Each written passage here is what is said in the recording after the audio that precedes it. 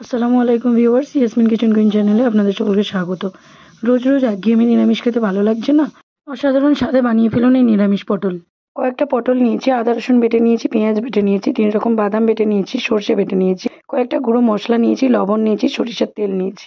কড়াইয়ে তেল গরম হতে দিয়েছি, এই তেলের মধ্যে পটলটা ফ্রাই করে নেব। গোল্ডেন ব্রাউন করে সবগুলো পটল ফ্রাই করে নেব। একটা প্লেটের মধ্যে ফ্রাই করে রাখা পটলগুলো তুলে নেব। ফোড়নের জন্য নিয়েছি জিরে, দারচিনি, এলাচ। এই মশলাগুলো বেটে রেখেছিলাম সেগুলো এক এক করে এই তেলের মধ্যে দিয়ে দেবো।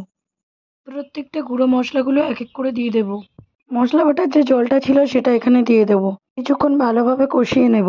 মশলাটা কষানো হয়ে গেছে, এর মধ্যে আমি পটলগুলো দিয়ে দিয়েছি। আর কিছুক্ষণ কষিয়ে নিয়ে এর মধ্যে জল দিয়ে রেখে দেবো।